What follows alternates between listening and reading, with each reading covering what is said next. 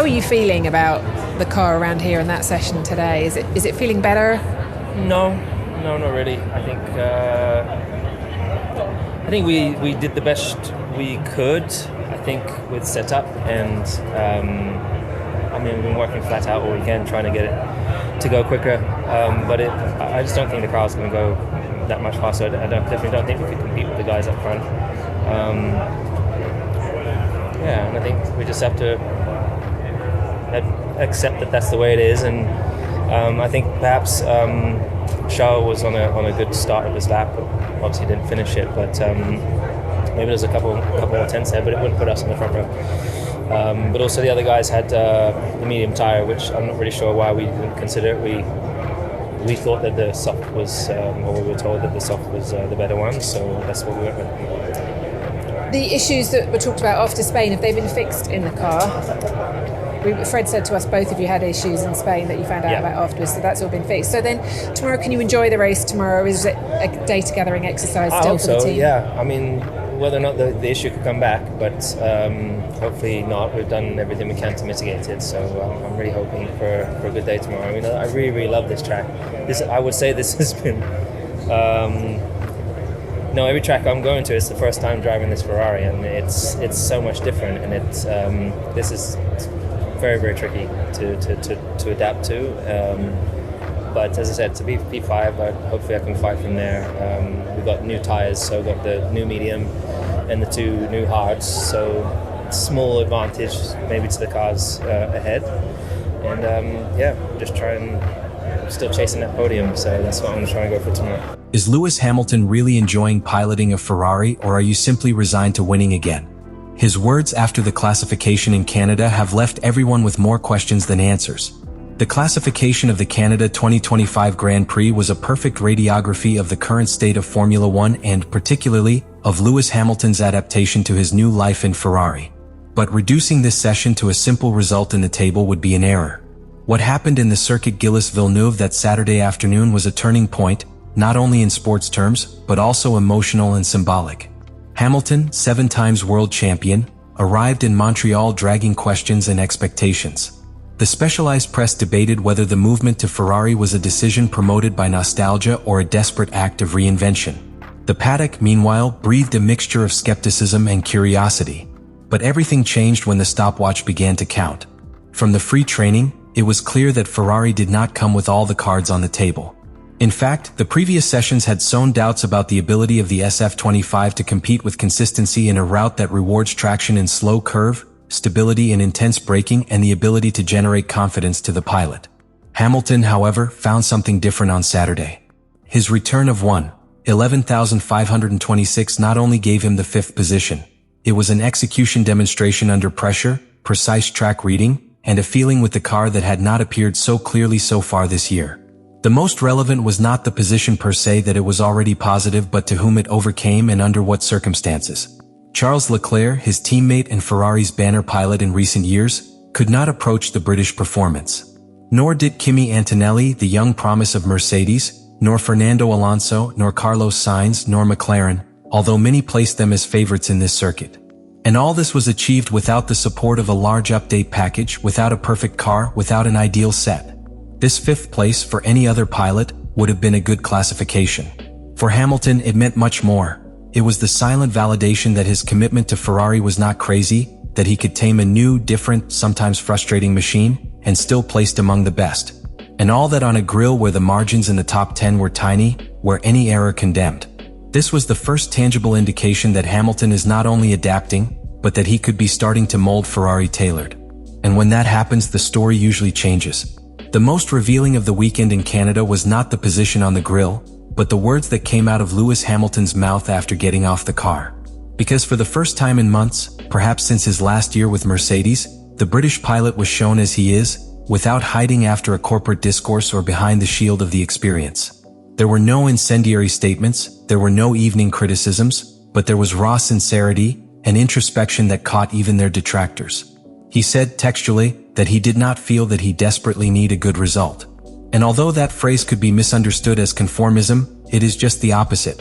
It is a sign of maturity. In a category as ruthless as Formula One, where every hundredth of the second becomes an argument for criticism or praise, admitting that it is not desperate to demonstrate something is, in itself, a powerful statement. He is someone who has reached an emotional level of emotional understanding of his profession that he can afford to look beyond the immediate result. At that time, Hamilton did not speak alone as a pilot. He spoke as someone who has lived enough within this sport to understand that a quick lap does not define a race, nor a race defines a season. And that, where appropriate, the season goes far beyond the championship. It is a personal journey. But this tranquility does not mean passivity. On the contrary, in his statements, a background of technical analysis, precise reading of the evolution of the car, and above all, of self-control was perceived. He admitted that he did not think the car had a rhythm to reach Q3. He acknowledged that on Friday, after the free sessions, his trust was on the floor. The car did not respond, the balance was committed, and its sensitivity to the wheel told him that Montreal would be another nightmare in his stage with Ferrari. However, Saturday was another man. The car did not change, it changed the mentality. He adjusted his approach, focused on the key sensations and above all, on minimizing errors. The result was a clean, compact, and strategic return. To completely understand the Hamilton classification in Canada, it is essential to enter the technical ins and outs of the SF-25, the car with which Ferrari faces the 2025 season. Because what many saw as a step forward in Montreal is not explained only by a fortunate return or a momentary inspiration of the pilot. It is explained, above all, by the partial resolution of a hidden problem that had been sabotaging the benefits of the car from the previous race. Ferrari discovered, after the Grand Prix of Spain, that both cars of Leclerc and Hamilton dragged a significant technical anomaly, a failure that directly affected the general balance and aerodynamic behavior of the vehicle in the race. The team did not offer details to the public, but recognized that the magnitude of the problem had been massive. For Hamilton, who lived in Barcelona, one of the most frustrating races of his recent life, the finding was a mixture of outrage and relief. During that great prize, he came to qualify his car as the worst he has ever piloted in terms of balance. He said it by radio with one more desperation tone than criticism. I felt that the car did not respond to any adjustment, that it turned when I should not, that it stopped irregularly, that it simply did not obey. For a pilot as meticulous and sensitive as him, that disconnection is not just a technical problem. It is a betrayal of his instinct. Therefore, when Ferrari confirmed that there was indeed a real technical failure, Hamilton's reaction was not fury, but of validation. His sensations were not subjective. The car was simply damaged. And that discovery, however hard it was for the team, opened a door towards progress. Because once the root of the problem was identified, one could work on it. And that was what Ferrari did in the days before Canada. Without introducing a significant update package as they did other teams, they focused their efforts on restoring the base state of the car. That is, in repairing, not to innovate. In rebuilding trust, not experiencing. The result was a more stable SF-25, more predictable, although still far from the ideal level. But for Hamilton, that difference was enough. Because in a sport where details are everything, the line between chaos and competitiveness can be in a suspension adjustment, in a new lineup, or simply that the car behaves in a coherent way back after return. In Canada, for the first time since the season began, Hamilton felt that the car responded as it should. Not perfect but logical. Not winner but useful. This technical relief should not be understood as a definitive solution. Ferrari is still far from absolute references such as McLaren or Mercedes in terms of aerodynamic consistency and mechanical efficiency. But what happened in Montreal confirms that the underlying problem that annulled both pilots in Spain has been identified. And that, in Formula One, is half the way. Now, Ferrari and Hamilton can work from a solid base. They are no longer turning off fires. They are building performance. And that completely transforms the stage for what is coming. Because when the car ceases to be an enigma and begins to become a tool, Hamilton knows exactly how to use it. In Montreal, Hamilton was not only competitive. It was consistent, precise, and above all, consistent. And that, in modern Formula One, is more valuable than any isolated flash. 4 months, the predominant story was that Hamilton had made a strategic mistake by leaving Mercedes to sign for Ferrari. That his arrival responded more to nostalgia than to logic. That at 40, little could contribute to a team that has been a title for more than a decade. But Canada revealed another story. A story in which Hamilton is not fleeing the past, but betting on a different future. One in which, far from relying on the dominant car or the most influential engineer, it is built as a mentor, as a strategist, and as an axis of an internal transformation. His words, measures but intense, reflect a mental state aligned with a more lasting ambition. Not win at all costs, but reconstruct from the foundations.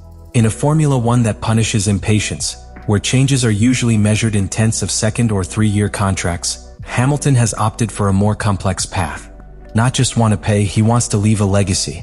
And if that legacy can be written in red Ferrari, better yet. Not because the name weighs more, but because the challenge is greater. No one arrives in Ferrari to go unnoticed, and he knows. Therefore, Canada matters. Because he confirms that Hamilton has begun to influence, not only on the results, but also the technical and emotional culture of the team. Because he showed that it can still be the difference in a hyperdecated grille. And above all, because it allowed him, for the first time since he left Mercedes, to look to the future with arguments, not with promises. The season is long, the championship is open, and the SF-25 still has many unanswered questions. But what is clear after Montreal is that Hamilton has not come to retire. It has come to build. And that, in Ferrari, always has a special meaning.